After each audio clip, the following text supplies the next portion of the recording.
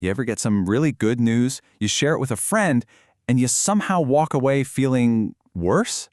It's such a strange and confusing feeling, right? When someone who's supposed to be happy for you just gives off this weird vibe. A lot of times, it'll come disguised as praise, but there's an edge to it. It's like a subtle twist of the knife that just leaves you wondering, wait, what just happened? On the surface, yeah, it's a compliment, but man, it feels more like a sting. And you know what? That feeling is no accident. Psychology actually shows that suppressed envy isn't some big dramatic explosion. Instead, it's a pattern of these subtle behaviors, these tiny little tells that leak out in really predictable ways. And once you know what to look for, you can spot them every single time. So, let's start with what jealousy sounds like. These are the more passive-aggressive signs, the ones that are pretty easy to brush off on their own, but when you see them together, they build a really clear pattern. Ouch. You see what I mean? It kicks off with praise. Congrats! But then it immediately pivots to undermine the whole achievement. It's totally designed to make you second-guess your own success. But here's the thing you have to understand. It's not really about you. It's a defense mechanism for them.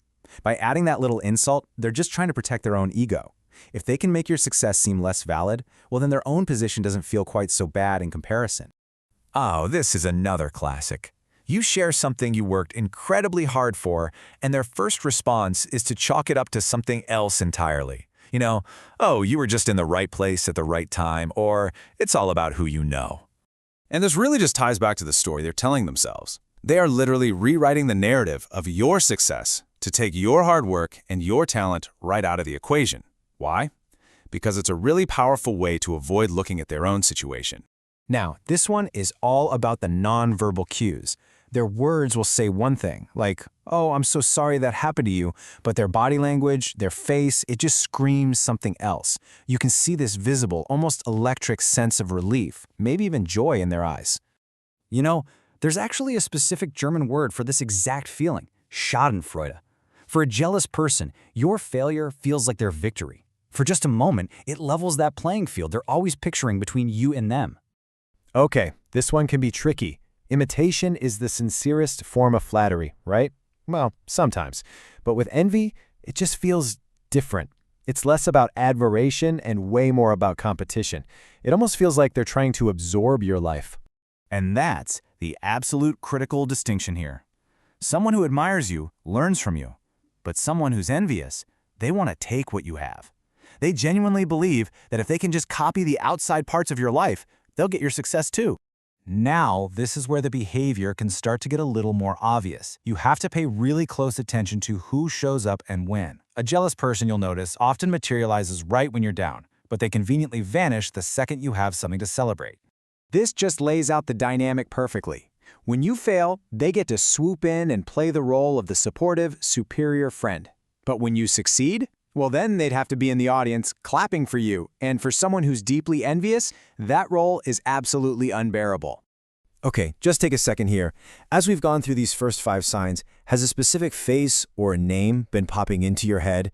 If it has, you are going to want to pay very close attention to what's coming next, because this is where envy can turn from just being passive to being actively destructive. All right, so now we're moving into the signs that cross a really important line. This is where we go from passive envy into territory that is more actively toxic, and yes, sometimes even dangerous. You notice you can't just share an experience with this person. Everything you say is somehow treated as the opening bid in a competition you didn't even know you were in.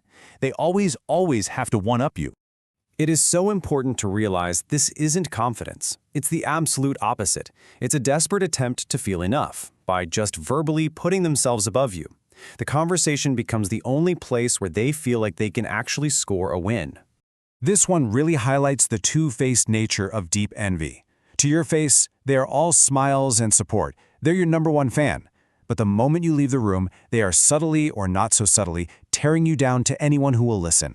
And this is a totally calculated strategy. It's called social sabotage. See, they feel like they can't elevate themselves based on their own merits, so they try to do it by pulling you down instead. It's all about manipulating that social ladder in their favor.